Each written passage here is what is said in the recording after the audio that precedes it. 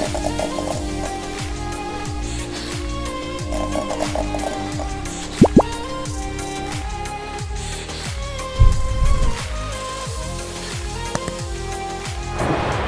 guys, and welcome back to a Missing Monday. And before we get into today's case, if you're new here, my name's Amber and I upload true crime and beauty content. If they're the type of videos that you like to watch, then why not hit that subscribe button and come along and join our little family.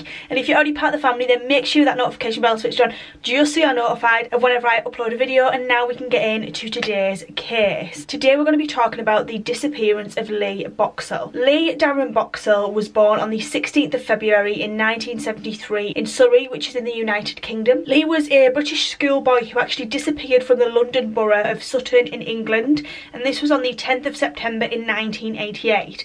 At the time he was aged just 15 years old. Lee has now been missing for over 30 years. At the time of his disappearance, Lee was described as 5'7", slim build, light brown hair. He was wearing black jeans, a white Flintstones t-shirt and brown suede shoes. On the morning of September 10th, this was a Saturday in 1988, Lee left his home in Cheam, which was actually in southern Greater London, and he was going to meet a friend at around 11 AM, and this was in nearby Sutton. He spent a couple of hours with his friend. You know, they were just sort of mulling around town. They were like doing a bit of window shopping, and they actually parted ways around 1 o'clock. When leaving his friend, Lee told him that he was thinking about going to a football match, and this was to watch the match between Charlton Athletic and Millwall FC, and this was at the local Selhurst football stadium. Now, despite extensive appeals on this case, this was on Crime Watch and at the Selhurst Park football stadium, along with other football stadiums,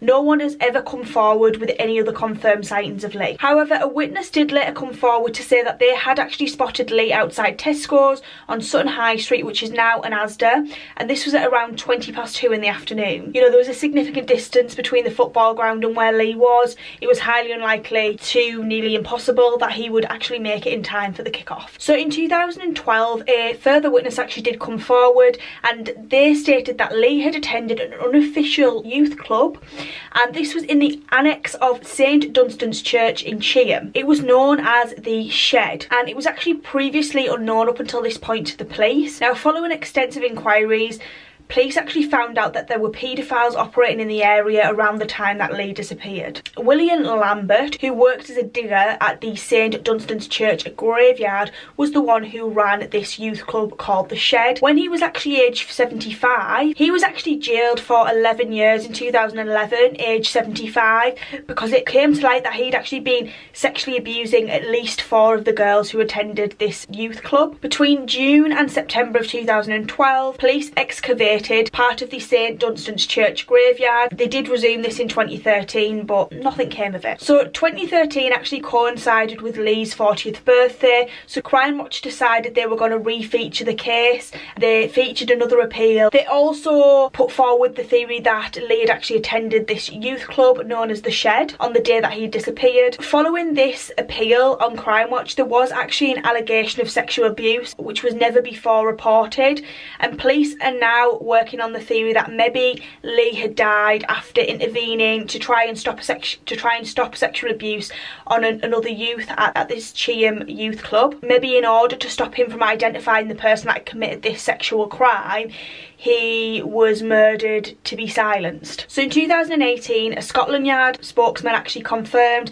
that the cold case detectives had interviewed a potential new witness who had new information, and it was being investigated that they might be able to, this lead might be able to show where Lee's remains were. And in 2019, Lee was actually featured in a missing persons campaign promoted by the Italian football club AS Roma. His parents, Peter and Christine, over the years kept Lee's bedroom exactly the same as it was the day he went missing, and Lee's father, Peter Boxell, who is now in his 70s, has spoken out about his hope on finally finding his son, you know, or at least finding out what's happened to him so they can lay him to rest. He said, quote, "We're both getting old now, so we don't want to go to our graves not knowing what happened to our son," end quote. He also said that he thinks about Lee every day and that they've got pictures of Lee all over the house. Peter Boxell is still you know, asking for information. Anyone that has got any information to please come forward regarding his son. To this day, Lee remains a missing person.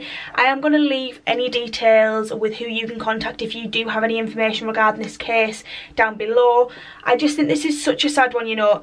These parents, as you do when you're a teenager, you know, you want to be out and about with your friends, have fully trusted their son to be out and about, and then, you know, they would never expect for him not to come home, and then he just never ever returned home. I just can't physically imagine how they felt when he never returned home, and it's just awful because he sort of just seemed to vanish without a trace, and it was so many years without any leads. Like, living all them years with having absolutely no idea what happened to him must have just been absolutely heartbreaking. I hope that this one can come to a head. It's just one of those things on whether anyone is going to come forward and give more information. If someone did come forward and give more information, then possibly they might be able to find a body. I do feel like, unfortunately, Lee has been victim to foul play. I don't think he, you know, there's no reason to suggest he would just run away from home, but who knows.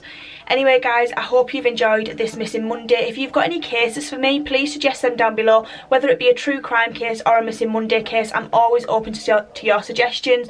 I just want to say thank you so much for watching, and leave your thoughts and feelings down below, and I shall see you in the next one. Mwah.